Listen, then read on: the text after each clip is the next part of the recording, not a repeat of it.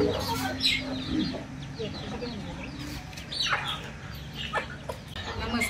शेतकरी बंधू आणि भगिनींनो, तुमचं पुन्हा एकदा नवीन व्हिडिओमध्ये स्वागत आहे। तर मी आज तुम्हाला आहे ना गिरणी खालच्या पिठाचं वेस्टेजचं आज महत्त्व सांगणार आहे। तर ज्या टायमाला आपल्या कोंबड्या या बाहेरच्या थंड वातावरणामुळे आज सारखा 2-4 दिवस झाले पाऊस आहे, त्याच्यामुळं जास्ती थंड वातावरणामुळे आपल्या कोंबड्यांच्या शरीरामध्ये जास्ती प्रमाणात पाणी वाढते आणि पाणी वाढल्यामुळं काय होतं की आपल्या कोंबडी आजारी पडते। तर त्यांना कोरड्या आहाराची खूप गरज असते। तर कोरडा आहार देण्यासाठी आज आपण काय केलेलं आहे की गिरणी खालचं वेस्टेज पीठ आणलेलं आहे। तर वेस्टेज पीठ दिल्यामुळं काय होतं की कोंबड्यांच्या शरीरामध्ये आहे ना जास्ती प्रमाणात आहे ना उष्णता पण वाढते आणि अंडी उत्पादन पण आपलं चांगलं होतं। आणि दुसरं प्रमाणात म्हणजे कसं तर तुम्ही म्हणसाल आता हे वेस्टेज पीठ, तर आपण वेस्टेज पीठामुळं काय होतं आपलं खाद्याचं 50% खाद्याचं प्रमाण पण कमी होतं। आणि मूळ कारण म्हणजे काय होतं, आता आपण बाजरी झालं, तांदूळ झालं, गहू झालं दुकानात जर गेलो तर 30-35 रुपये किलोने आपल्याला खाद्य मिळतं। म्हणजे हे कसं आपल्याला गिरणी खालचं पीठ 7 रुपये 6 रुपये 7 रुपये किलोनी मिळतं। आणि ह्याच्यामुळं काय होतं आपल्या कोंबड्यांच्या जे शरीरामध्ये जी पाण्याचं प्रमाण वाढलं जातं, त्याच्यामुळं आपल्या कोंबड्यांना आहे ना पातळ संडास होती। तर पातळ संडास ह्याच्यामुळे आहे ना कमी पण होती का, तर हे आपला कोरडा आहार म्हणून आपण त्यांना देतोय। तर ह्या पावसाळ्यामध्ये जास्ती करून आपल्याला कोंबड्यांना आहे ना कोरड्या आहाराची खूप गरज असते। कोरड्या आहारामुळं काय होतं आपली कोंबडी चांगली तंदुरुस्त राहते। समजा जर तिला कोणत्याही प्रकारचा जरी रोग आला, काही जरी तिला संडास जरी पातळ जरी लागली तरी कोरड्या आहारामुळे तिच्या शरीरातलं पाण्याचं प्रमाण कमी होतं आणि उष्णतेचं प्रमाण वाढतं। त्याच्यामुळे ना आपल्याला कोरड्या आहाराची त्यांना या पावसामध्ये जास्ती गरज आहे। तर मी आज गिरणी खालचं पीठ आणलेलं आहे। तर ते कसं देते ते पहा, त्याच्यामध्ये आपल्याला आहे ना लेक्झिन पावडरचा पण वापर करायचा आहे की आपली कोंबडी कोणत्याही रोगावरती आहे ना बळी पडू नये ह्या पावसाळ्यामध्ये। आणि जरी ती आजारी जरी पडली तरी ह्याच्यामुळे आहे ना तिच्या आहे ना प्रत्येक आजारावरती म्हणजे हे असतं प्रतिकार शक्ती तिची वाढल्यामुळे ती कोणत्याही पण आजाराला ती आपली कोंबडी बळी पडत नाही। त्यामुळे आपल्याला तिला जास्तीत जास्त कोरडा आहार देणं खूप गरजेचं आहे।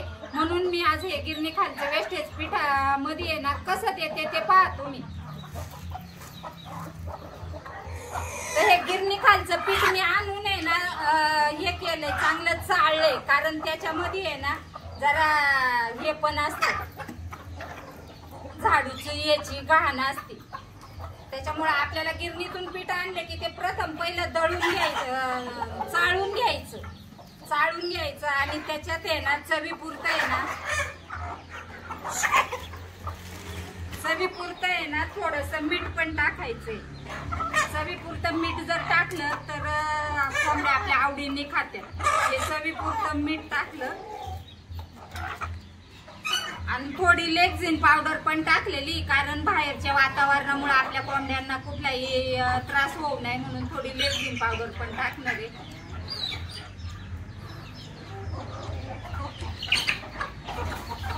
त्यांना खाद्यातून मेडिसिन जेवढं जाईल ना तेवढं चांगलं ह्या पावसाच्या दिवसामध्ये।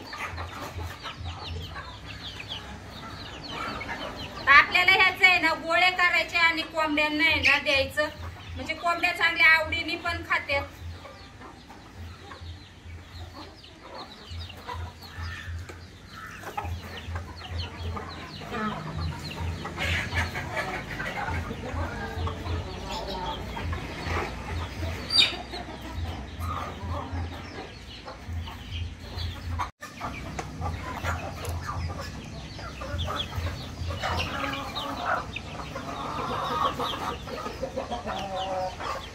तर ह्याच्यामध्ये आहे ना बाजरीचं पीठ, गव्हाचं पीठ, तांदळाचं पीठ झालं, हे तिन्ही पण आहे ना ह्याच्यामध्ये मिक्स असतं।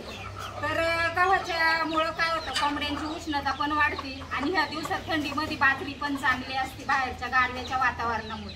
तर आपल्याला हे पण आहे ना या उन्हाळ्यात आणि उन्हाळ्यात नाही द्यायचं आपल्याला, फक्त हिवाळा आणि पावसाळ्यामध्येच हे प्रमाण ठेवायचंय.